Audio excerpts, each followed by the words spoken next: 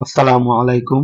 R R study and learn একাডেমির পক্ষ থেকে সম্পূর্ণ নতুন একটি ক্লাসে আপনাদের সবাইকে স্বাগতম। সুপ্রিয় চাকরি প্রত্যাশী ভাই ও বোনেরা, আজকে আমরা দেখব পররাষ্ট্র মন্ত্রণালয়ের ব্যক্তিগত কর্মকর্তা পদের 100টি প্রশ্নের সমাধান। পরীক্ষাটি অনুষ্ঠিত হয়েছিল 24 ফেব্রুয়ারি 2022-এ এবং এটি গ্রহণ করেছিল পিএসসি। চলুন দেখে নেওয়া যাক। প্রথম প্রশ্ন হচ্ছে, দেশের সেবা করো, দেশের কোন কারক? এটি হচ্ছে সম্প্রদান কারক। 2 নম্বর, কোনটি আহসান হাবীবের কাব্যগ্রন্থ? রাত্রি শেষ, এটি হচ্ছে আহসান হাবীবের কাব্যগ্রন্থ। 3 নম্বর, ভাষা আন্দোলনের প্রেক্ষাপটে নাটক কোনটি? ভাষা আন্দোলনের প্রেক্ষাপটে নিচের অপশনগুলোর ভিতরে কোনটি লেখা নয়, সুতরাং এখানে এই প্রশ্নে আমরা অ্যান্সার করব না। 4 নম্বর, বাল্মীকি শব্দের অর্থ কি? বাল্মীকি শব্দের অর্থ হচ্ছে উই প্রকার ঢিবি, অপশন খ। 5 নম্বর, এতক্ষণে অরিন্দম কহিল বিষাদে, এখানে অরিন্দম কে? অরিন্দম নামে কোন ব্যক্তিকে বোঝানো হয়েছে? এটি হচ্ছে মেঘনাদ, অপশন খ। 6 নম্বর প্রশ্ন, নতুন নতুন শব্দ গঠনের প্রক্রিয়া কে কি বলে বা কি হিসেবে বা কিভাবে নতুন নতুন শব্দ গঠিত হয়? এটি হচ্ছে প্রত্যয়ের মাধ্যমে, অপশন গ। অরণ্যে রোদন না বলে বনে ক্রন্দন বললে বাক্যটি কি হারাবে? এটি যোগ্যতা হারাবে, অপশন ক। আমি বিজয় দেখেছি গ্রন্থটির লেখককে? আমি বিজয় দেখেছি গ্রন্থটির লেখক হচ্ছেন এম আর আখতার মুকুল, অপশন ঘ। ফুল্লরার বারোমাস্যা কোন মঙ্গল কাব্যের অন্তর্গত? এটি চণ্ডী মঙ্গল কাব্যগ্রন্থের অন্তর্গত। 10 নম্বর, বাংলা ছোট গল্পের পথিকৃৎ কে? তিনি হচ্ছেন রবীন্দ্রনাথ ঠাকুর। ছোট গল্পের পথিকৃৎ। হৃদয় আবেগ প্রকাশে কোন চিহ্ন ব্যবহার করা হয়? বন্ধনী, উদ্ধরণ চিহ্ন, প্রশ্নবোধক, এই তিনটির কোনটি হৃদয় আবেগ বা বিস্ময় প্রকাশে ব্যবহার করা হয় না। একমাত্র বিস্ময় সূচক চিহ্ন, যেটিকে আমরা এইভাবে প্রকাশ করি, এটি হচ্ছে আমাদের হৃদয় আবেগ প্রকাশে ব্যবহৃত হয়। সুতরাং সঠিক উত্তর হচ্ছে অপশন গ। 12 নম্বর, এই হৃদয়ের চেয়ে বড় কোনো মন্দির কাবা নাই, কার লেখা? এটি কাজী নজরুল ইসলামের লেখা। 13 নম্বর, অনিষ্ট করতে গিয়ে ভালো করাকে কি বলে? অনিষ্ট করতে গিয়ে ভালো করাকে বলে শাপে বর, অপশন গ। 14 নম্বর, নীল দর্পণ একটি কি? নীল দর্পণ একটি নাটকের নাম, যার লেখক হচ্ছেন বা নাট্যকার হচ্ছেন দীনবন্ধু মিত্র। 15 নম্বর, লুইপা কোন যুগের কবি? লুইপা প্রাচীন যুগের কবি। 16 নম্বর, বচন শব্দের অর্থ কি? বচন হচ্ছে সংখ্যার ধারণা, অপশন গ। 17 নম্বর, কবর কবিতার রচয়িতা কে? কবর কবিতার রচয়িতা হচ্ছেন জসিমউদ্দিন, এবং কবর যখন নাটকের কথা বলা হবে, নাটক হলে এটা হবে মুনীর চৌধুরী। 18 নম্বর, শ্যামল পদে বিশেষ্য কোনটি? শ্যামল শব্দের বিশেষ্য রূপ হচ্ছে শ্যামলী, অপশন ঘ। 19 নম্বর, বৃষ্টি পড়ে টাপুর টুপুর, এখানে টাপুর টুপুর কি ধরনের অব্যয়? এটি হচ্ছে অনুকার অব্যয়, অপশন গ। অন্য ঘরে অন্যস্বর গল্পগ্রন্থের রচয়িতা কে? রচয়িতা হচ্ছেন আখতারুজ্জামান ইলিয়াস, অপশন ঘ।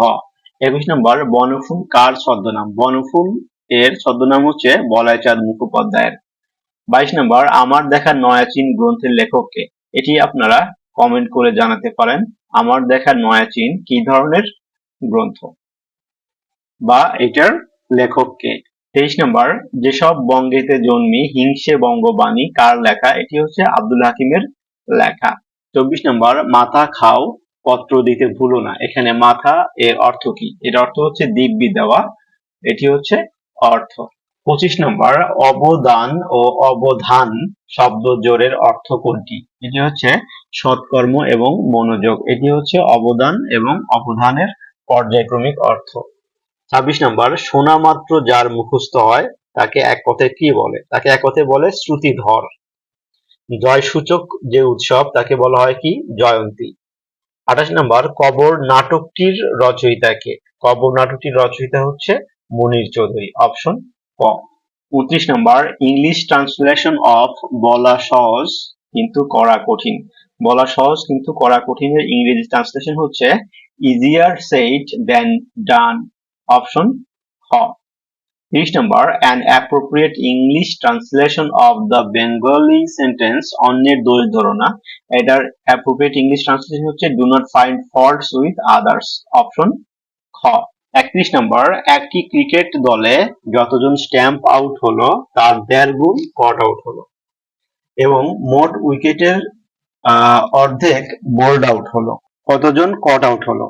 এখানে আমরা জানি যে মোট উইকেট সংখ্যা, যদিও ব্যাটসম্যান একটা দলে থাকে হচ্ছে 11 জন, বাট মোট উইকেট ধরা হয় 10 জন, কারণ 10 জন আউট হওয়ার পরে বাকি একজন ব্যাটসম্যান কিন্তু উইকেটে থেকে যায়, যাকে আউট করা সম্ভব হয় না। কারণ কমপক্ষে দুজন ব্যাটসম্যান নিয়ে তো ব্যাটিং হয়, তো একজন একজন করে আউট হতে হতে 10 জন ব্যাটসম্যান যখন আউট হয়ে যায়, লাস্টে একজন থেকে যায়, যেটাকে আসলে আউট করা সম্ভব হয় না। এই জন্য উইকেট কিন্তু টোটাল 10টা, যদিও খেলোয়াড় 11 জন, বাট উইকেটের সংখ্যা হচ্ছে 10টা। তো কি বলছে যে মোট উইকেটের, এখানে দেখেন মোট উইকেটের অর্ধেক বোল্ড আউট হলো, তাহলে 10টা উইকেটের ভিতর থেকে 5টা হচ্ছে, এখানে আমি লিখলাম 5টা হচ্ছে বোল্ড থাকলো, কি আর 5টা উইকেট থাকলো।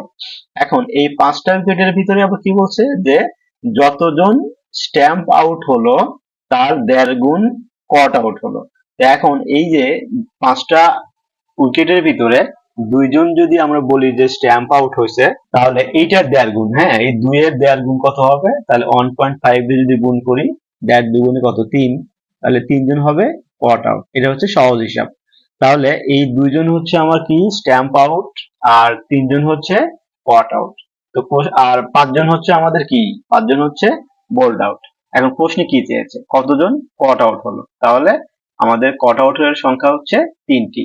অপশন ক হচ্ছে সঠিক উত্তর। 32 নম্বর প্রশ্ন, এক্স স্কোয়ার প্লাস 1/x² এর কোন মানের জন্য x³ minus 1/x³ equal to 0 হবে। তো আমরা এখান থেকে এই যে মান যা দেয়া আছে, এই মান যেটা বের করতে সেখান থেকে শুরু করি। আমরা এখান থেকে দ্বিতীয় লাইনে যাব। দ্বিতীয় লাইনে কি হবে, আমরা লসাগু করব। নিচে কি হবে, x³ হবে, আর উপরে কি হবে, x⁶ হবে। হ্যাঁ, কারণ হচ্ছে x³ আর x³ গুণ করলে পাওয়ার যোগ হয়ে যায়। তাহলে এখানে কি হবে, এখানে 1 হবে ইকুয়াল টু 0 হবে। দ্যাট ইমপ্লাইজ কি হবে, x³ দিয়ে এই যে 0 কে এই যে আড়াআড়ি গুণ, এইটা আর এইটাকে আড়াআড়ি গুণ করবে, তাহলে আর এই পাশে যা আছে তাই থাকবে, x⁶ মাইনাস 1 ইকুয়াল টু 0, বা x⁶ ইকুয়াল টু 1। হ্যাঁ, আমি 1টাকে পক্ষান্তর করলাম। এরপরে আবার পরের লাইনে যাই। পরের লাইনে কি করবো আমরা, x⁶ equal to 1 to the power 6। এই যে 1টা আছে, 1 এর উপরে পাওয়ার হিসেবে আমি 6 দিলাম, কেন, কারণ 1 এর উপরে 6 দিলেও কিন্তু একই হয়, 1 এর উপরে 15 দিলেও একই হবে, 1 এর উপরে 2, 3, 100 সব যে কোনো সংখ্যা দিলেই সেটার মান সবসময় একই হবে। এখন আমরা কি জানি যে পাওয়ার যদি সমান হয়, পাওয়ার যদি সমান হয় তাহলে তাদের বেস গুলোকে সমান লেখা যায়। অতএব x ইকুয়াল টু আসলে আমাদের কি হচ্ছে 1, x এর মানটা আসলে মূলত 1। এখন এই যে বলছে প্রশ্নের শুরুতে যেটা বলছে যে x² প্লাস 1/x² এর মান কত হলে, তাহলে আমরা এখন এই x এর মান যে 1 পেলাম, এই 1টা জাস্ট আমরা এখানে বসাবো, তাহলে কি হবে, x² প্লাস 1/x² এর তো সমীকরণ বা মান, তাহলে এই যে 1² প্লাস 1/1², হ্যাঁ মানটা বসালাম, তাহলে কি হবে 1 হবে প্লাস 1 এর নিচে 1² মানে 1 এর নিচে 1, 1 কে 1 দিয়ে ভাগ করলে আবারও 1, তাহলে ইকুয়াল টু আসলে 1 যোগ 1 2। এইটা হচ্ছে আমাদের মান। এই যে, হ্যাঁ এই যে x² plus 1/x² equal to 2, হ্যাঁ এই 2টাই হচ্ছে আমাদের মান। অপশন ক হচ্ছে সঠিক উত্তর। 33 নম্বর, একটি গাড়ির সামনের চাকার পরিধি 4 মিটার, পিছনের চাকার পরিধি 5 মিটার। মানে পিছনের চাকাটা একটু সাইজে বড়, যে কারণে ওইটার পরিধি অর্থাৎ চারপাশের দূরত্বটা হচ্ছে 5 মিটার। গাড়িটি কত দূরত্ব অতিক্রম করলে সামনের চাকা পিছনের চাকাকে 200 বার বেশি ঘুরবে। আচ্ছা, এখন এই যে সামনের চাকা এর পরিধি হচ্ছে 4 আর পিছনের চাকা হচ্ছে 5। এখন 4 এবং 5 এর আমরা লসাগু বের করব। লসাগু কত হবে, 4 আর 5 এর লসাগু হবে 20। হ্যাঁ, এখন এই যে 20 পেলাম, এটা কিন্তু সব মিটারে দেওয়া আছে। তো এই যে এটা হচ্ছে আমরা যদি দূরত্ব হিসাব করি তাহলে এই 20 মিটার।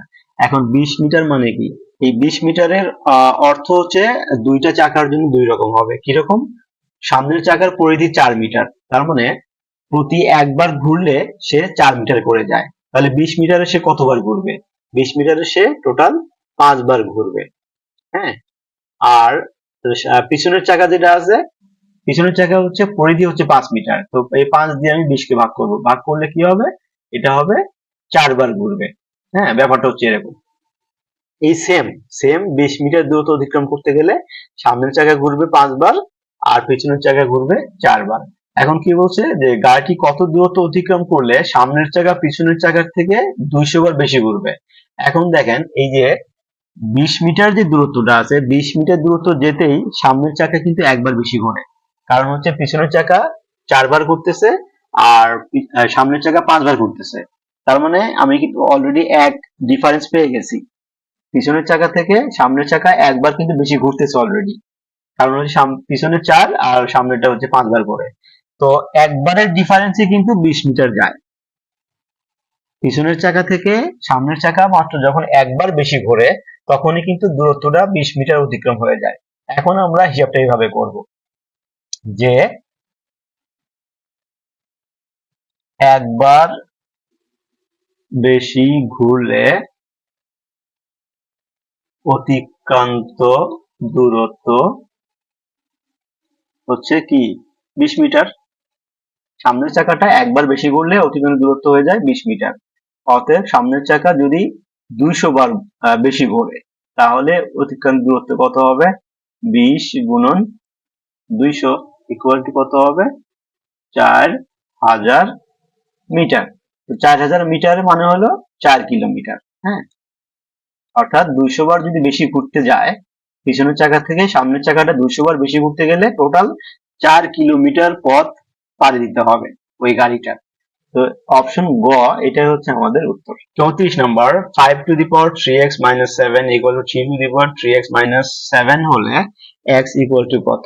তো আমরা এখান থেকেই দ্বিতীয় লাইনে যাব, সেটা হচ্ছে কি আমরা 3 to the power 3x minus 7 অর্থাৎ এই যে মানটা দেয়া আছে, এই যে এই মানটা দিয়ে আমরা বাম পাশে এবং ডান পাশে উভয় পাশে আমরা ভাগ করব।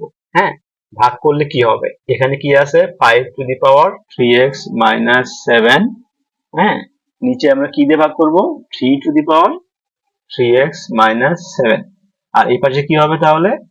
এই এই সেম জিনিসকে সেম জিনিস দিয়ে ভাগ করলে সেটার মান হয়ে যায় 1। 5 ভাগ 3, এটা আমি নিচে এভাবে লিখলাম পাশাপাশি, মানে উপর নিচে লিখে পাওয়ারটা হবে একটা। হ্যাঁ, পাওয়ার আমি কমন দিলাম, এইটা ইকুয়াল টু এই পাশে হচ্ছে 1। এখন বা আবারও লিখি 5 ভাগ 3 two the power 3x minus 7 equal to এই যে 1 টা আছে, এই 1 টাকে আমরা এখন ডাইভার্ট করব আমাদের এই বাম পাশে যে 5 ভাগ 3 আছে এই সংখ্যার সমান হিসেবে। তাহলে যে 5 ভাগ 3 টু দি পাওয়ার 0, কারণ কোনো কিছুর উপরে যদি পাওয়ার হিসেবে 0 দেওয়া যায় সেটার মান আসলে 1 হয়। হ্যাঁ, এই যে আমি যদি a এর উপরে 0 দিই তার মান হচ্ছে 1, যদি আমি 10 এর উপরে 0 দিই তার মান 1, যে কোনো সংখ্যার উপরে যদি আমি 0 দিই পাওয়ার তাহলে সেটার মান 1 হয়ে যায়। তো আমি এই যে একটা ছিল এখানে, এই একটাকে আমি কি করলাম জাস্ট মিলানোর জন্য বাম পাশের যে সংখ্যাটা আছে 5 ভাগ 3, 5 ভাগ 3 এর সাথে আমি পাওয়ার হিসেবে 0 দিয়ে এটা মিলানোর ট্রাই করলাম। এখন আমরা কি জানি যে বেজ যদি সমান হয়, এই যে বাম পাশে 5 ভাগ 3 আছে ডান পাশে 5 ভাগ 3 আছে। হ্যাঁ, বেজ যদি সমান হয় তাহলে পাওয়ার গুলোকে সমান লেখা যায়। তাহলে কি হবে? পাওয়ার হচ্ছে বাম পাশে পাওয়ার আছে 3x minus 7 আর ডান পাশে পাওয়ার হচ্ছে 0। এই যে 0 সমান লিখলাম, বা x ইকুয়াল টু কি হবে? 7 ভাগ 3। 7 ভাগ 3, এই যে অপশন গ এটা হচ্ছে আমাদের সঠিক উত্তর। 35 নম্বর প্রশ্ন, log 2 ভিত্তিক √6 প্লাস log 2 ভিত্তিক √2/3 ইকুয়াল টু কত? আমরা এখান থেকেই দ্বিতীয় লাইন শুরু করব, সেটা হচ্ছে কি আমরা log 2, যেহেতু এখানে log 2 ভিত্তিক আছে এখানে log 2 ভিত্তিক আছে, আমরা log 2 ভিত্তিক আমরা কমন নিব। হ্যাঁ, log 2 ভিত্তিক কমন নিলাম। কমন নিলে কি হয়?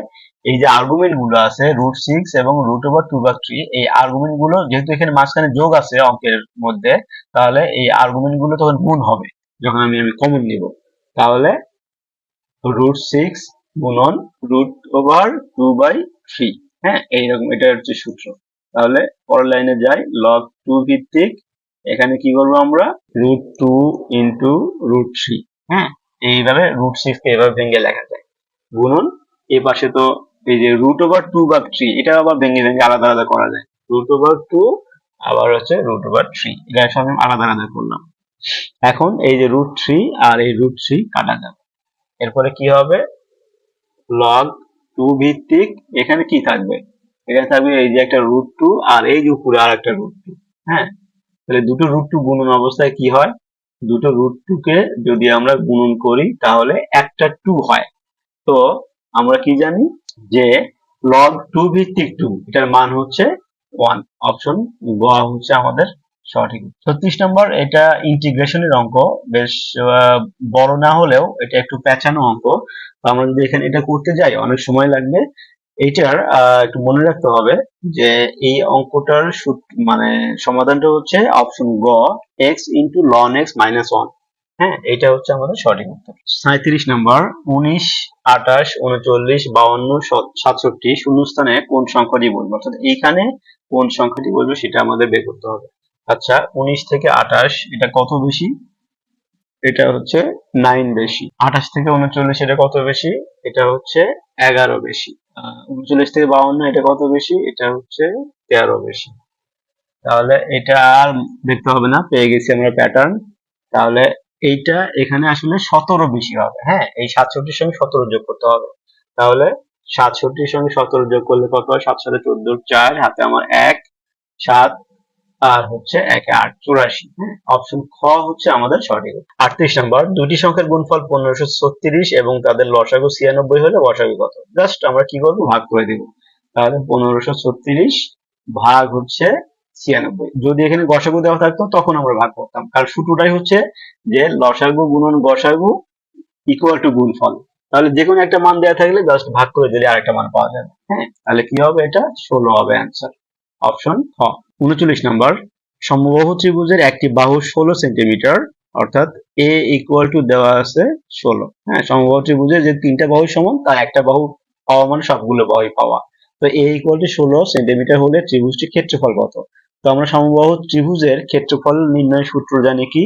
√3 ভাগ 4 a স্কয়ার। হ্যাঁ, তাহলে √3 ভাগ 4 a স্কয়ার। a স্কয়ার মানে a মানে আমাদের 16, তাহলে 16 স্কয়ার ইকুয়াল টু কি হবে?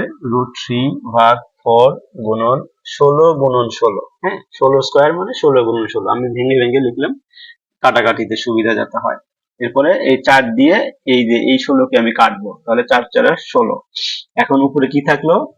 4 আর 16 এই দুটোকে গুণ করব, তাহলে কত হবে? 4 16 64, আর √3 তো আছেই। তাহলে এই যে এটাই হচ্ছে আমাদের সমবাহু ত্রিভুজের ক্ষেত্রফল, 64 √3। অপশন ক। 40 নম্বর প্রশ্ন, 1 থেকে 10 পর্যন্ত জোড় সংখ্যাগুলোর গড় কত? 1 থেকে 10 পর্যন্ত জোড় সংখ্যা হচ্ছে কোনগুলো? 2 যোগ 4 যোগ 6 যোগ 8 যোগ 10। 10 পর্যন্ত, তাহলে 10 সহ আর কি জোড় সংখ্যা নিতে হবে। হ্যাঁ, সবগুলোর যোগফল কত? এটাকে আবার কি করব, যেহেতু গড় চেয়েছে তাহলে আমি সবগুলো সংখ্যাকে আবার আমি ভাগ করব কি দিয়ে? সংখ্যাগুলোর সংখ্যা দিয়ে। কতগুলো সংখ্যা আছে? 1 2 3 4 5, তাহলে 5 দিয়ে ভাগ করব। 2 4 6 6 6 12, 12 আর 8 হচ্ছে 20, 20 আর 10 30। হ্যাঁ, 30 কে 5 দিয়ে ভাগ করলে কত হবে? এটা হবে 6, অর্থাৎ এদের গড় হচ্ছে 6। অপশন গ। 41 নম্বর প্রশ্ন, mod of 4x - 3 greater than 1 অসমতাটির সমাধান কত? এখানে অসমতার যে সমাধানটা বের করা হয় এটা নিয়মটা আমি বলি আপনাদেরকে। এখানে দেখেন যে মড অফ, এই যে দুই পাশে দুটো টান দিছে লম্বা খাড়া, এটাকে বলে মড। ভিতরে যে মানটা দেয়া থাকুক আমাদের এখানে দেখানো হচ্ছে যে এটা আসলে মূলত পজিটিভ মান, কিন্তু এই মডটা তুলে দিলেই এটার মান নেগেটিভ থেকে শুরু হবে, নেগেটিভ থেকে পজিটিভ পর্যন্ত মান হবে। হ্যাঁ, এই জন্য তাহলে আমরা এটার পরবর্তী লাইনে যাব। আমরা পরবর্তী লাইনে যাওয়ার অর্থ হচ্ছে যে আমরা যখন মডটা তুলে দিব, তুলে দিলে যেটা করতে হবে সেটা হচ্ছে যে সমান সমান দিলাম, সমান সমান দিয়ে আমাদের এই যে মডের পরে দেওয়া আছে কি? Greater than. এই যে এখানে দেখেন গ্রেটার দেন 1 দেওয়া আছে। তো আমাকে মড তুলে দিলে যেটা করতে হবে যে 1 যে আছে সেই 1 এর মাইনাস মানটা আগে নিব আমরা। হ্যাঁ, 1 এর মাইনাস মানটা আগে লিখতে হবে। লেখার পরে চিহ্ন আছে কি? Greater than. তো আমরাও এখানে গ্রেটার দেন দিব। এরপরে 4x - 3, এখানে যা চিহ্ন আছে তাই থাকবে 1। অর্থাৎ মডের ভিতরে যে মানটা দেয়া আছে এই মানটা যখন আমি মড তুলে দিব, তুলে দেওয়ার পরে মডের পরে যে চিহ্ন আছে এই চিহ্নতে যে সংখ্যাটা আছে এই সংখ্যার নেগেটিভ থেকে পজিটিভ মান পর্যন্ত মানটা হবে। এই জন্য আমরা এখানে কি করলাম? -1 থেকে শুরু করে পজিটিভ 1 দেয়া আছে, পজিটিভ 1 পর্যন্ত মান নিলাম। তো যদি 1 এর জায়গায় যদি 3 থাকতো তাহলে আমরা কি করতাম? -3 greater than 4x minus 3 greater than 3, অর্থাৎ মাইনাসের থেকে শুরু করে পজিটিভ মান পর্যন্ত আমাদেরকে নিতে হয়। পরের লাইনে যাব আমরা, সেটা কি করব, আমরা এই যে এখানে 4x মাইনাস 3 আছে, এইখানে আমরা x টাকে একদম ফ্রি করে দিব। তো x কে ফ্রি করার জন্য প্রথম ধাপে আমরা কি করব, এই যে মাইনাস 3 আছে, এই মাইনাস 3 কে আমরা আউট করব, এরপরে আবার 4 কে আউট করব। তো এটা ধাপে ধাপে করতে হয়। এটা নিয়ম হচ্ছে যে প্রথমে আমরা মাইনাস 3 কে আউট করব। তো মাইনাস 3 কে আউট করার জন্য কি করতে হবে, প্লাস 3 আমাকে আনতে হবে এখানে, অর্থাৎ 3 যোগ করব। 3 যোগ করলে মাইনাস 3 আর প্লাস 3 মিলে এটা কেটে যাবে। তাহলে কি হবে, -1 + 3, সব মানে প্রত্যেকটা পাশে এই যে অসমতার যে চিহ্নগুলো দেওয়া আছে, এই অসমতা চিহ্ন সব জায়গায় +3 আমি করতেছি। হ্যাঁ, 4x - 3, এই যে +3, প্রত্যেকটা জায়গায় আমি +3 করব। হ্যাঁ, ইকুয়াল টু, এরপর কি হবে, এই বাম পাশে তাহলে কি হচ্ছে 3 - 1, অর্থাৎ এখানে 2 হয়ে যাবে। ওকে, এরপরে গ্রেটার দেন চিহ্ন, 4x -3 আর +3 এটা কেটে যাবে, বাদ গেল। এরপরে কি হলো, গ্রেটার দেন, এটা 1 আর 3 এবার 4 হয়ে যাবে। আচ্ছা, এবার আমি x এর সাথে এখন 4 কিন্তু ইনটু অবস্থায় আছে। এবার x কে আমি আরো 4 থেকে আমি আলাদা করে ফেলবো। তো 4 যদি এখানে ইনটু অবস্থায় আছে, আমাকে এখন পুরো এই সমীকরণকে বা এই অসমতাকে আমাকে কি করতে হবে, 4 দিয়ে ভাগ করতে হবে। x কে আমাকে পুরো ফ্রি করতে হবে। তাহলে 4 দিয়ে যদি আমি ভাগ করি, তাহলে এটা মান কত হবে, এটা মান হবে 1/2, কারণ 2 কে 4 দিয়ে ভাগ করলে হবে, এটা কাটাকাটি করে 1/2 হবে। গ্রেটার দেন, এটা তখন কি হয়ে যাবে, শুধু x থাকবে। হ্যাঁ, গ্রেটার দেন এটা কি হবে, এটা তখন 1 হয়ে যাবে। ওকে, এখন এইখানে দেখেন, এখানে কিন্তু মূলত দুইটা অভেদ বা দুইটা অসমতা আছে। একটা হচ্ছে x এর সাথে হাফের সম্পর্ক প্রথমটা, আর একটা হচ্ছে x এর সাথে 1 এর সম্পর্ক। হ্যাঁ, তো এখানে দেখেন আমি সম্পর্কগুলো আমি ভেঙে ভেঙে লিখি। 1 নাম্বার যে সম্পর্ক দেওয়া আছে সেটা কি বলা আছে, হাফ গ্রেটার দেন এক্স। হ্যাঁ, দ্যাট মিনস এখানে বিষয়টা বুঝেন, হাফ গ্রেটার দেন এক্স, অর্থাৎ হাফই বড়, এক্স এর চাইতে হাফ বড়। তো এটাকে আমি উল্টা ভাবে যদি আমি লিখি, তাহলে কি লেখা যায়, এক্স লেস দেন হাফ, দেখা যায় না, মানে হাফ গ্রেটার দেন এক্স, হাফই বড়, এক্স ছোট। তো আমি এখানে কিন্তু এই কথাই লিখছি যে এক্স লেস দেন হাফ, মানে এক্স ছোট, হাফ বড়, এটা একটা সম্পর্ক। আবার 2 নম্বর যে সম্পর্ক হতে পারে এক্স আর 1 এর মধ্যে, সেটা হচ্ছে কি এক্স গ্রেটার দেন 1, এটা যা আছে তাই রাখলাম। হ্যাঁ, কারণ আমাদের অপশন গুলো দেখতে হবে। অপশনে একটা জিনিস খেয়াল করে দেখেন যে কি দেওয়া আছে, যে অপশন ক্ষয়ে যেটা দেওয়া আছে আমরা অলরেডি পেয়ে গেছি, যে এক্স লেস দেন হাফ এবং এক্স গ্রেটার দেন 1, এই দুটো কিন্তু আমরা সমাধান পেয়ে গেছি। অপশন খ হচ্ছে আমাদের এখানে সঠিক উত্তর। 42 নম্বর প্রশ্ন, দুইটি বৃত্তের ব্যাসার্ধের অনুপাত 3:2 হলে ক্ষেত্রফলের অনুপাত কত? তো আমরা ব্যাসার্ধের অনুপাত ধরি, আমরা এটা এই 3 যেটা, সেটা হচ্ছে r1 r1 equal to 3 এবং r2 equal to 2। হ্যাঁ, দুইটা ব্যাসার্ধ দেওয়া আছে, প্রথমটা r1 equal to 3, পরেরটা r2 equal to 2। তো আমরা জানি ক্ষেত্রফলের সূত্র কি, ক্ষেত্রফলের সূত্র হচ্ছে পাই r1 স্কয়ার ইকুয়াল টু কত হবে, তাহলে পাই ইন্টু r1 বলতে 3, তাহলে 3 স্কয়ার মানে হচ্ছে 9। ওকে,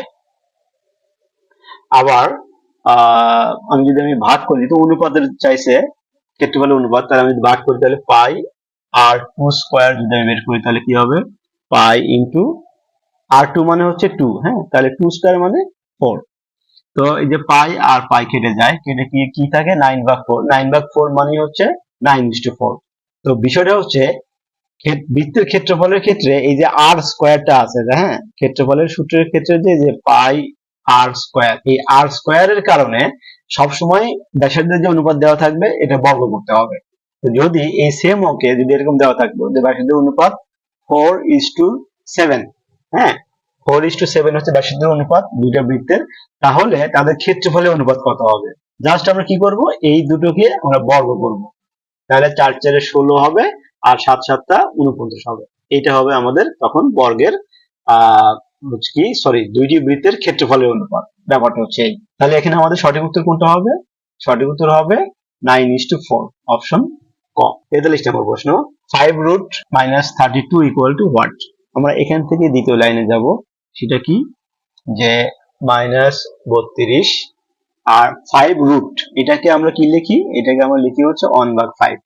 হ্যাঁ, এই যে যেরকম কিউব রুট কে লিখি আমরা কি কিউব রুট কে লিখি 1/3, জাস্ট সেম ওয়েতে। হ্যাঁ, 5 রুট মানে হচ্ছে 1/5 পাওয়ার হিসেবে যাবে। এরপরে মাইনাস 32 কে আমরা কি লিখি, 32 কে লিখতে পারি 2 টু দি পাওয়ার 5। হ্যাঁ, 2 এর উপরে 5 দিলে সেটা 32 হয়ে যায়, কিন্তু আগে থেকেই 1/5 পাওয়ার হিসেবে ছিল। তাহলে এই 5 আর 5 কাটা যাবে, কাটা গিয়ে কি থাকবে, -2 সামনে যা আছে তাই, পাওয়ার থাকবে উপরে হচ্ছে 1। তো পাওয়ার, কোনো কিছুর উপর পাওয়ার যদি 1 হয় তাহলে ওই মানটা আসলে এই পূর্ণ সংখ্যায় থেকে যায়। হ্যাঁ, 2 কে একবার গুণ করতে হবে, তাহলে -2 থেকে যাবে, এটাই হচ্ছে আমাদের অ্যান্সার। তাহলে -2 হচ্ছে আমাদের সঠিক উত্তর। 44 নম্বর প্রশ্ন, সুষম ষড়ভুজের অন্তঃকোণের পরিমাপ কত হবে? এখানে সুষম ষড়ভুজের অন্তঃকোণের পরিমাপ, এখানে একটা কোণের, হ্যাঁ এখানে একটা কোণের পরিমাপ চেয়েছে। সুষম ষড়ভুজ বলতে ওখানে কিন্তু 6টা কোণ আছে, কিন্তু প্রশ্নের যে ধরন সেখানে কিন্তু মাত্র একটা কোণের পরিমাপ চেয়েছে। তো এটা বের করার নিয়ম কি, আমরা জানি যে সুষম ষড়ভুজের অন্তঃকোণের মানে যতগুলো কোণ হবে, 6টা কোণ হবে, এই সবগুলো কোণের সমষ্টি হচ্ছে কিরকম, যে সূত্রটা হচ্ছে 2n-4 সমকোণ, মানে 2n-4 সংখ্যক সমকোণের সমষ্টি হচ্ছে এই 6টা কোণের অন্তঃকোণের পরিমাণ। তাহলে আমরা কি করব, n এর মান কিন্তু এখানে 6, সুষম ষড়ভুজ, তাহলে 6 দুগুণে 12 বিয়োগ 4, হ্যাঁ সমকোণ, ইকুয়াল টু 12 থেকে 4 বাদ দিলে 8। হ্যাঁ, 8 সমকোণ। তো 8 সমকোণ সমান কত ডিগ্রি হয়, 8টা সমকোণ, 8 সমকোণ সমান হচ্ছে 8 গুণন 90 ডিগ্রি। হ্যাঁ, তাহলে কত হবে, 8 নং 72, 720 ডিগ্রি হচ্ছে 6টা কোণের অন্তস্থ কোণের, 6টা অন্তস্থ কোণের টোটাল সমষ্টি হচ্ছে 720 ডিগ্রি, কিন্তু চাইছে হচ্ছে একটা কোণের সমষ্টি, মানে একটা কোণের পরিমাণ চাইছে।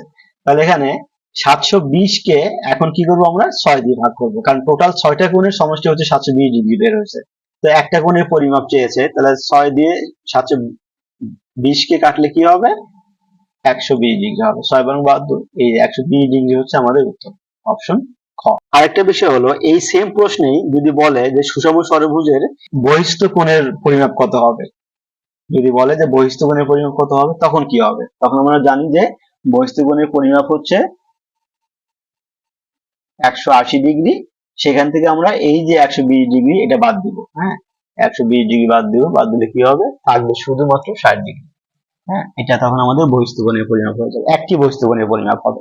45 নাম্বার, 1 বর্গ ইঞ্চি সমান কত বর্গ সেন্টিমিটার? আমরা কি জানি যে 1 ইঞ্চ সমান হচ্ছে 2.54 সেন্টিমিটার। হ্যাঁ, তাহলে 1 বর্গ ইঞ্চি তার মানে 1 গুণন 1। হ্যাঁ, 1 গুণন 1, এককে একই তো হবে, আর ইঞ্চি ইঞ্চি গুণ করলে কি হবে, ইঞ্চ স্কয়ার বা স্কয়ার ইঞ্চ।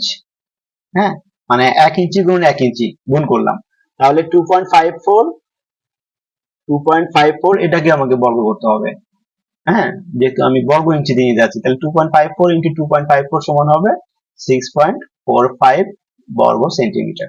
অপশন গ এ রয়েছে আমাদের উত্তর। 46 নম্বর প্রশ্ন, f of x equal to 10 হলে f of 0 equal to কত? এখানে f of x equal to হচ্ছে 10। হ্যাঁ, এরপরে কি বলছে, f of 0 equal to কত? তো আমি x এর তো এখানে কোনো চলক দেওয়া নাই, এই যে সমীকরণটা লিখছে এখানে x এর চলক দেওয়া নাই, তার মানে x এর মানটা 0 বসানোর কোনো সুযোগ নাই, তো মান যেটা 10 দেওয়া আছে 10ই হবে উত্তর আমাদের। হ্যাঁ, অপশন খ এটাই হবে উত্তর।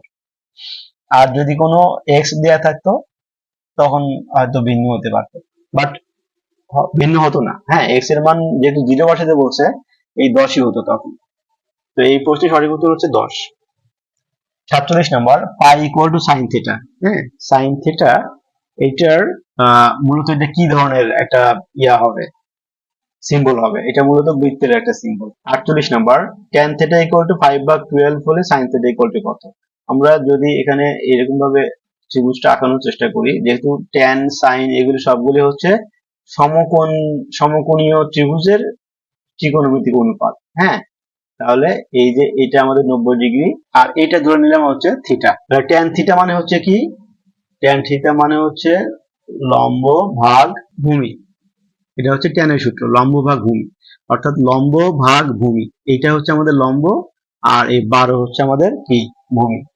লম্ব হচ্ছে কত 5, এটা 5, আর ভূমি হচ্ছে 12, এটা হচ্ছে 12। তাহলে এই যে অতিভুজ, আমরা এই যে অতিভুজ এটা কত দৈর্ঘ্য হবে বা কত একক হবে সেটা আমরা বের করব। আমরা জানি যে এই যে লম্ব 5 আর ভূমি 12, এই দুটোকে যদি আমি বর্গ করে যোগ করি তাহলে আমরা কি পাবো, এটা আমরা অতিভুজ পাবো।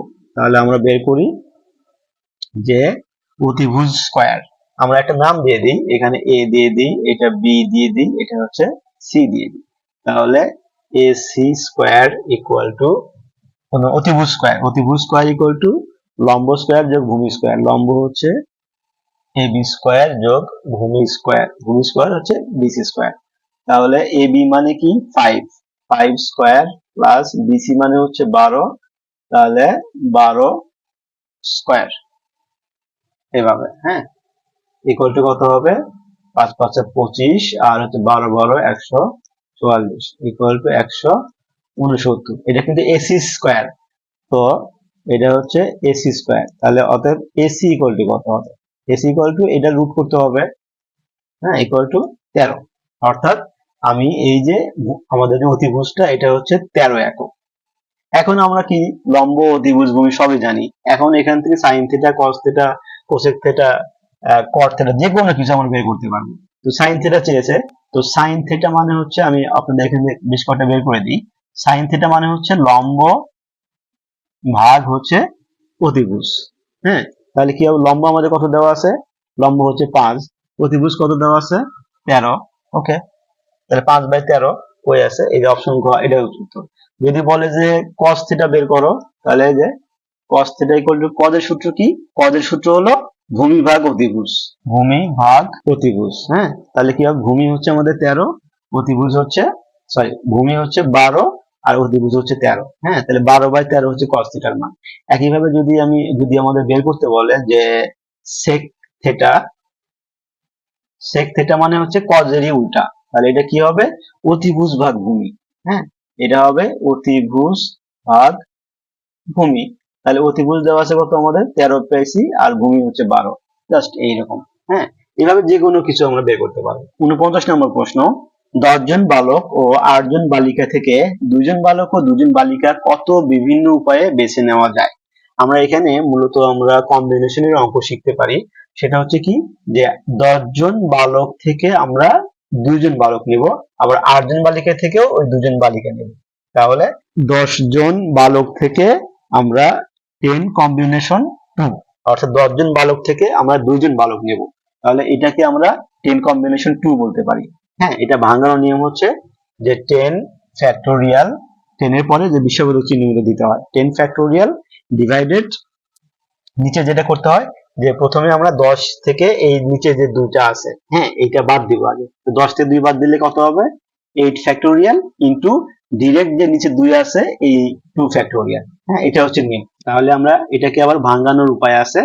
ভাঙানোর উপায়টা হচ্ছে আমি বলি আপনাদের, সেটা হচ্ছে কি, যে 10 ফ্যাক্টোরিয়াল মানে 10 এর পরে 9, 9 এর পরে 8, 8 এর পরে 7, এইভাবে একদম 1 পর্যন্ত যাবে গুণ আকারে। এগুলো হচ্ছে ফ্যাক্টোরিয়াল ভাঙানোর নিয়ম। তাহলে 10 গুণন 9 গুণন 8, এইভাবে কিন্তু আমাকে 1 পর্যন্ত যেতে হবে সবগুলো গুণ দিয়ে। তো আমি না গিয়ে কি করলাম, আমি এই 8 পর্যন্ত এসে আমি এখানে স্টপ গেলাম। কারণ কি, নিচে যে 8 ফ্যাক্টোরিয়াল আছে, এই যে 8 ফ্যাক্টোরিয়াল, এটাকে আমি এইভাবে রেখে দিলাম। আর এই 2 ফ্যাক্টোরিয়াল মানে হচ্ছে 2 থেকে শুরু করে নিচে 1 পর্যন্ত যাবে, 2 গুণ 1। এখন এই 8 ফ্যাক্টোরিয়াল আর 8 ফ্যাক্টোরিয়াল আমি কেটে দিলাম। হ্যাঁ, আমি যদি সবগুলো ভাঙায় লিখতাম 8 কে, তাহলে ওই উপরের 8 কেও আমি ভাঙায় লিখতে হতো 1 পর্যন্ত, আবার নিচে যে 8টা আছে, এই যে এই 8টা, এটাও আমি ভাঙায় 1 পর্যন্ত লিখতাম, ওই সেম জিনিসই কেটে যেত। হ্যাঁ, তাহলে এখন কি করব, এই 2 দিয়ে 10 কে কাটবো, তাহলে 5 দুগুণে 10, তাহলে 5 9 45। অর্থাৎ 10 জন বালক থেকে 2 জন বালক নিলে তাদেরকে 45 ভাবে বেছে নেওয়া যেতে পারে। আবার যখন আমি বালিকার ব্যাপারটা নিব, অর্থাৎ আমাকে কি করতে হবে এখন 8 কম্বিনেশন 2, হ্যাঁ 8 জন থেকে 2 জন নিতে হবে। তাহলে কি হবে আমাদের এখানে 8 ফ্যাক্টোরিয়াল ডিভাইডেড 8 কে 2 বার দিলে 6 ফ্যাক্টোরিয়াল ইনটু 2 ফ্যাক্টোরিয়াল। হ্যাঁ তাহলে এটা কি হবে, এটা হবে 8 গুণন 7 গুণন 6 ফ্যাক্টোরিয়াল ডিভাইডেড 6 ফ্যাক্টোরিয়াল গুণন 2 গুণন 1। হ্যাঁ তাহলে এই 6 ফ্যাক্টোরিয়াল আর 6 ফ্যাক্টোরিয়াল কাটা যাবে, 2 দিয়ে 8 কে কাটলে 4, তাহলে কত হবে 4 7 28। হ্যাঁ তাহলে এখন এই যে বালকদেরকে বেছে নিতে পারবো 45 উপায়ে, আর বালিকা বেছে নিতে পারবো 28 উপায়ে। তাহলে এখন এই 45 গুণন 28 আমাকে গুণ করতে হবে, গুণ করলে কত হবে 1260 হবে। হ্যাঁ এই 1260 অপশন খ, এটি হচ্ছে আমাদের, মানে যে যতভাবে বেছে নিব পরে সেগুলোকে আবার কি গুণ করতে হয়, গুণ করলে যে রেজাল্ট হবে সেটাই হচ্ছে আমাদের এই প্রশ্ন। 50 নম্বর প্রশ্ন, তথ্য সারির মোট মানের সংখ্যা n যদি বিজোড় হয় তাহলে মধ্যমা কত? মধ্যমা মানে হচ্ছে মাঝখানের যে সংখ্যাটা সেটা হচ্ছে মধ্যমা। তো যদি বিজোড় হয়, তো বিজোড় হতে গেলে সেই সূত্রটা হচ্ছে n+1 ডিভাইডেড 2, এটি হচ্ছে আমাদের উত্তর। 51 নম্বর প্রশ্ন, 2015 সালে প্যারিসে অনুষ্ঠিত জলবায়ু সম্মেলনে বিশ্বের রাষ্ট্রসমূহ বৈশ্বিক গড় তাপমাত্রা শিল্প যুগের তুলনায় কত ডিগ্রি সেলসিয়াস পর্যন্ত বৃদ্ধির রোধ করতে সম্মত হয়? এটি হচ্ছে 1.5 ডিগ্রি সেলসিয়াস। এখন যতগুলো কপ অনুষ্ঠিত হচ্ছে, কপ 29, কপ 30, প্রত্যেকটা সম্মেলনে, জলবায়ু সম্মেলনের মেইন উদ্দেশ্য থাকে যে বৈশ্বিক তাপমাত্রা 1.5 ডিগ্রি সেলসিয়াসের উপরে যাতে না যায়। হ্যাঁ এটা একটা বৈশ্বিক একটা ইস্যু হয়ে গেছে। হ্যাঁ অপশন খ হচ্ছে সঠিক উত্তর। 52 নম্বর, বাংলাদেশের মুক্তিযুদ্ধে অংশগ্রহণ করে কোন বিদেশি নাগরিক বীর প্রতীক খেতাবে ভূষিত হয়েছেন? তিনি হচ্ছেন উইলিয়াম এস অর্ডারল্যান্ড। তিনি বিদেশি নাগরিক, একমাত্র বীর প্রতীক প্রাপ্ত। এবং উপজাতিদের মধ্যে একজন আছে, উপজাতিদের মধ্যে একজন আছে মারমা উপজাতি, তার নাম হচ্ছে ইউকে চিং। হ্যাঁ তিনি পেয়েছিলেন হচ্ছে বীর বিক্রম উপাধি পেয়েছিলেন। এটি আমাদের বাংলাদেশের স্বাধীনতা যুদ্ধে একমাত্র উপজাতি বীর বিক্রম। এবং উইলিয়াম এস অর্ডারল্যান্ড তিনি হচ্ছেন একমাত্র বিদেশি নাগরিক যিনি বীর প্রতীক খেতাবে ভূষিত হয়েছিলেন। 53 নম্বর, বঙ্গবন্ধু শেখ মুজিবুর রহমান বাঙালি মুক্তি সনদ 6 দফা কত সালে ঘোষণা করেছিলেন? 1966 সালে।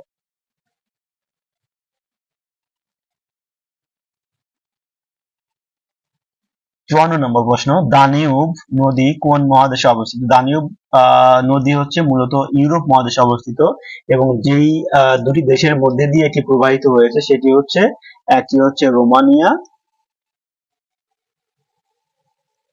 এবং আরেকটি হচ্ছে যুগোস্লাভিয়া। হ্যাঁ এবং এই দুই দেশের ভিতরে প্রবাহিত হয়ে পরবর্তীতে গিয়ে এটি কি মৃত সাগরে, কৃষ্ণ সাগরে পতিত হয়েছে। হ্যাঁ কৃষ্ণ সাগরে এটি পতিত হয়েছে। 55 নম্বর প্রশ্ন, 1971 সালে 1 আগস্ট পণ্ডিত রবিশঙ্কর এবং জর্জ হ্যারিসন কর্তৃক আয়োজিত দ্য কনসার্ট ফর বাংলাদেশ কোন শহরে অনুষ্ঠিত হয়? এটি অনুষ্ঠিত হয় নিউ ইয়র্কে। 56 নম্বর, বর্তমানে বাংলাদেশের জনগণের বাৎসরিক মাথাপিছু আয় কত মার্কিন ডলার? এখানে আমি আপনাদের কিছু তথ্য দিয়ে রাখি। 2020-2021 সাল এই সময়ে বাংলাদেশের জনগণের মাথাপিছু আয় ছিল হচ্ছে $2591। এবং আরেকটা জিনিস হচ্ছে যে আমাদের বাংলাদেশের জনগণের মাথাপিছু বাৎসরিক আয় হিসাব করা হয় প্রতি বছরের জুন মাসে। হ্যাঁ প্রতি বছরের জুন মাসে হিসাব করা হয়। তো এই যে 2020 থেকে 2021, এটা আসলে মূলত 2021 সালের জুনে এটা ক্যালকুলেশন করা হয়। পুরো এক অর্থ বছরে আমাদের ছিল হচ্ছে $2591। এরপরে 2021 সাল থেকে 2022 সালের জুন পর্যন্ত তখন ছিল হচ্ছে $2824 মার্কিন ডলার। হ্যাঁ একটু বেড়ে গিয়েছিল এই বছর, এটা হচ্ছে 2021-22 অর্থ বছরে। এরপরে আবার 2022-2023 অর্থ বছরে, অর্থাৎ 23-এর জুন পর্যন্ত যেই অর্থ বছরটা সেটা ছিল হচ্ছে $2941। তো 23 সালের জুন থেকে শুরু করে 24 সালের জুন পর্যন্ত এই 2941 এটাই চলবে। হ্যাঁ এই মাথাপিছু আয়টাই আমাদেরকে বিভিন্ন পরীক্ষাতে অ্যান্সার করতে হবে। তো 2024 সালের জুন তো আর 2 মাস বা 1 মাস পরেই আসবে। তো 2024 সালের জুন মাসে যখন আবার নতুন করে অর্থ বছরে হিসাব করা হবে জনগণের সংখ্যা এবং দেশীয় জিডিপি, তখন কিন্তু এই সংখ্যাটা কম বেশি হয়ে যাবে। তো এখন পর্যন্ত আমাদের 2024 সালের জুন পর্যন্ত আমরা $2941 এটি ব্যবহার করতে পারি। আমাদের এই প্রশ্নের সঠিক উত্তর হচ্ছে অপশন খ দেয়া রয়েছে, এটি হচ্ছে 2020-21 সালের অর্থবছর অনুযায়ী, বাট আমাদের এই পুরো সিকোয়েন্সটা মনে রাখতে হবে। 57 নম্বর প্রশ্ন, স্বাধীন বাংলা বেতার কেন্দ্র থেকে প্রচারিত অনুষ্ঠান নয় কোনটি? এটি হচ্ছে গানের ডালি, অপশন গ, এটি অনুষ্ঠান প্রচার করা হয় নাই। 58 নম্বর, নির্মাণাধীন মাতার বাড়ি গভীর সমুদ্র বন্দর কোন উপজেলায় অবস্থিত? এটি কক্সবাজারের মহেশখালী উপজেলায় অবস্থিত। বিশ্ব স্বাস্থ্য সংস্থার সদর দপ্তর কোথায় অবস্থিত? এটি অবস্থিত হচ্ছে জেনেভাতে, অপশন গ। 60 নম্বর প্রশ্ন, লং ওয়াক টু ফ্রিডম গ্রন্থের লেখক কে? নেলসন ম্যান্ডেলা, অপশন গ। 2021 সালের মিস ইউনিভার্স মুকুটজয়ী তরুণীর নাম কি? তিনি হচ্ছেন হারনাস সান্ধু। 62 নম্বর, নখে কোন প্রোটিন থাকে? নখে থাকে হচ্ছে ক্যারোটিন প্রোটিন, অপশন খ। বাংলাদেশের অস্থায়ী সরকার গঠিত হয় কত তারিখে? বাংলাদেশের অস্থায়ী সরকার গঠিত হয় 10ই এপ্রিল 1971, অপশন খ। দহগ্রাম ছিটমহলটি কোন জেলার অংশ? দহগ্রাম ছিটমহলটি এটি মূলত লালমনিরহাট জেলার অংশ এবং দহগ্রাম এটি এখন বর্তমানে একটি ইউনিয়ন হিসেবে স্বীকৃত। 65 নম্বর প্রশ্ন, কোন তাপমাত্রায় সেলসিয়াস স্কেল এবং ফারেনহাইট স্কেলে একই পাঠ পাওয়া যায়? এটি হচ্ছে -40 ডিগ্রিতে সেলসিয়াস এবং ফারেনহাইট স্কেলে একই মান পাওয়া যায়। 66 নম্বর প্রশ্ন, বঙ্গবন্ধু 1 স্যাটেলাইটটি কোন কোম্পানির রকেটের মাধ্যমে উৎক্ষেপণ করা হয়েছে? এটি হচ্ছে ইলন মাস্কের American company space x, option ঘ। বাংলাদেশ আনুষ্ঠানিকভাবে কোন সালে উন্নয়নশীল দেশের কাতারে উন্নীত হবে? এটি হচ্ছে 2026 সাল থেকে। 2026 সালে বাংলাদেশ এলডিসি থেকে উত্তরণ ঘটবে, তখনই বাংলাদেশ এটি কি হয়ে যাবে? উন্নয়নশীল দেশের কাতারে চলে যাবে। 68 নম্বর প্রশ্ন, মুক্তিযুদ্ধ ভিত্তিক ছায়াছবি ওরা 11 জনের পরিচালক কে? তিনি হচ্ছেন চাষী নজরুল ইসলাম, অপশন গ। 69 নম্বর প্রশ্ন হচ্ছে, কোন হরমোন রক্তে ক্যালসিয়াম নিয়ন্ত্রণ করে? এটি হচ্ছে থাইরোক্যালসিটোনিন, অপশন ঘ, থাইরোক্যালসিটোনিন। 70 নম্বর প্রশ্ন, বায়ুমণ্ডলে শতকরা কত ভাগ কার্বন ডাই অক্সাইড বিদ্যমান? বায়ুমণ্ডলে শতকরা 0.03% কার্বন ডাই অক্সাইড বিদ্যমান। এখানে নাইট্রোজেন যেটা রয়েছে, নাইট্রোজেন রয়েছে প্রায় 78% এবং অক্সিজেন রয়েছে প্রায় 21%। হ্যাঁ, এটা মনে রাখতে হবে, শতকরা হিসেবে এগুলো বায়ুমণ্ডলে এই পদার্থগুলো রয়েছে। বঙ্গভ্যাক্স ভ্যাকসিনের উদ্ভাবক কোন প্রতিষ্ঠান? বঙ্গভ্যাক্স এটি মূলত একটি বিডির তৈরি ভ্যাকসিন। এটি তৈরি করেছিল গ্লোব বায়োটেক, বাংলাদেশি প্রতিষ্ঠান। এই বঙ্গভ্যাক্সের আরেকটা নাম হচ্ছে ব্যান কোভিড, এটি বাংলাদেশি একটি প্রতিষ্ঠান গ্লোব বায়োটেক কর্তৃক উদ্ভাবিত। মালয়েশিয়ার মুদ্রার নাম কি? মালয়েশিয়ার মুদ্রার নাম হচ্ছে রিঙ্গিত। আজাদ হিন্দ ফৌজ এর সর্বাধিনায়ক কে ছিলেন? নেতাজি সুভাষচন্দ্র বসু। বঙ্গবন্ধু হাইটেক সিটি কোন জেলায় অবস্থিত? গাজীপুরে অবস্থিত। গণপ্রজাতন্ত্রী বাংলাদেশের সংবিধানে রাষ্ট্র পরিচালনার মূলনীতি হিসেবে নাগরিক ও সরকারি কর্মচারীদের কর্তব্য কোন অনুচ্ছেদে বর্ণিত হয়েছে? এটি অনুচ্ছেদ 21-এ বর্ণিত হয়েছে। 76 নম্বর, কোন দেশ ইউরোপীয় ইউনিয়নের সদস্য রাষ্ট্র নয়? এটি হচ্ছে সুইজারল্যান্ড, অপশন খ। মানবদেহে শক্তি উৎপাদনের প্রধান উৎস কোনটি? মানবদেহে শক্তি উৎপাদনের প্রধান উৎস হচ্ছে শ্বসন প্রক্রিয়া, অপশন গ। 78 number, the poem Ozymandias is written by PV Shelley, option ঘ। পিভি শেলি কর্তৃক ওজিম্যান্ডিয়াস কবিতাটি লেখা হয়। 79 number, it was dash cold in winter. It was bitter cold, bitter বলতে তীব্র শীত। হ্যাঁ, বিটার কোল্ড অর্থ হচ্ছে তীব্র শীত। এখন আমরা আসলে মূলত তীব্র গরমের মধ্যে ভুগছি। Bitter hot in summer. 80 নম্বর, the antonym of the word blame. Blame এর অ্যান্টোনিম অর্থ হচ্ছে থ্যাঙ্ক, কারণ ব্লেম অর্থ হচ্ছে দোষ দেওয়া বা এরকম কিছু, আর থ্যাঙ্ক হচ্ছে ধন্যবাদ দেওয়া বা কৃতজ্ঞতা জ্ঞাপন করা। তাহলে অ্যান্টোনিম যেহেতু বলছে, তাহলে থ্যাঙ্ক হবে আমাদের উত্তর। 81 নম্বর, নোটা বেনে আমরা অনেক সময় লিখি এন বি। হ্যাঁ, এন বির পুরো মিনিং হচ্ছে point two be noted.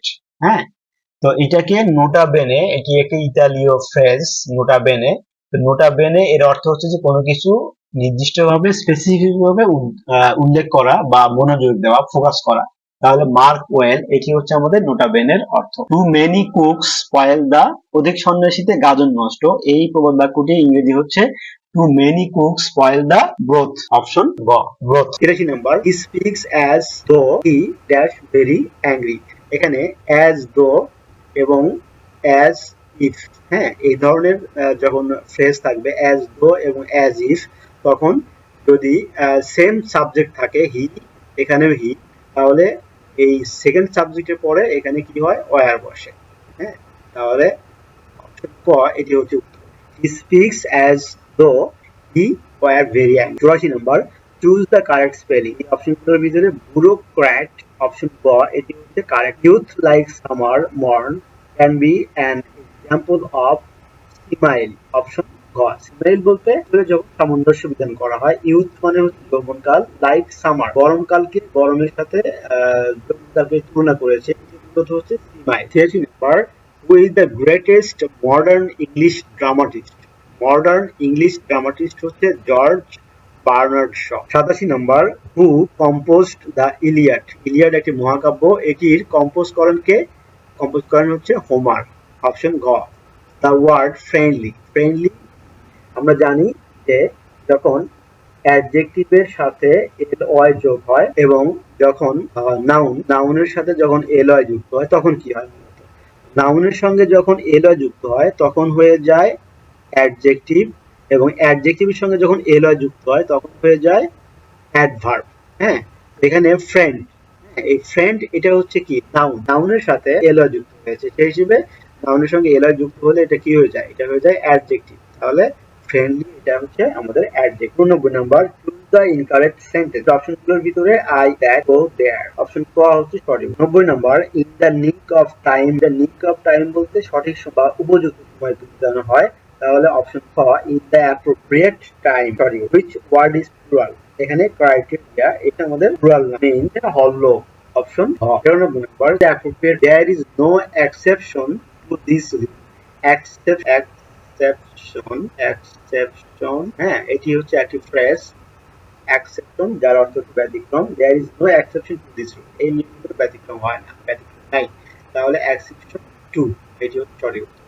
94, choose the correct sentence. এখানে অপশনগুলোর ভিতরে I have read already twice book, I have already read this book twice, option খ হবে সঠিক। I have already read this book twice, আমি অলরেডি দুবার এই বইটি পড়ে ফেলেছি। 95 number, they have to write dash this উইকেন্ডে, তাদের লিখতে হবে কি হবে, ওয়ান ওয়ান। ও ও এর উচ্চারণ যদি ওয়া হয় তাহলে এখানে কি হয়, এখানে এ বসে, তাহলে অ এবং ঘ এই দুই একটা হবে, এ 1000 ওয়ার্ডস, 1000 রয়েছে, তাহলে আবার এখানে ওয়ার্ডস দিতে হবে, এটা ওয়ার্ডস এর সাথে এস, অপশন ক এটি। 96 নম্বর প্রশ্ন, the old road goes dash the village. The old road goes the village, option ঘ হবে সঠিক। 97 নম্বর প্রশ্ন, the work was done dash hashtag, সঠিক উত্তর হবে in hashtag. 98 number, the passive form of the sentence they are going to block the gate at 7 o'clock, তাহলে এখানে they are going to block the gate, এখানে the gate এই বাক্যে আমাদের object হিসেবে আছে, এটা আমাদের তখন কি হয়ে যাবে, passive voice subject, the gate, the gate পরে কি হবে, আর গোয়িং রয়েছে, আর গোয়িং রয়েছে, তাহলে কি হবে, দ্য গেট, যেহেতু এখানে দে রয়েছে, এটা হচ্ছে থার্ড পারসন প্লুরাল নাম্বার, এই জন্য দে আর, বাট দ্য গেট, গেট তো একটাই, তাহলে এখানে দ্য গেট হবে, the gate going block, the gate going block, option খ এটি হবে আমাদের, the gate going off at 7 o'clock। 99 নম্বর প্রশ্ন, verb of the word height। হাইটের ভার্ব হচ্ছে হাইটেন, অপশন ক। 100 নম্বর প্রশ্ন হচ্ছে I had my rice cooked। সবাইকে ধন্যবাদ ভিডিওটি দেখার জন্য।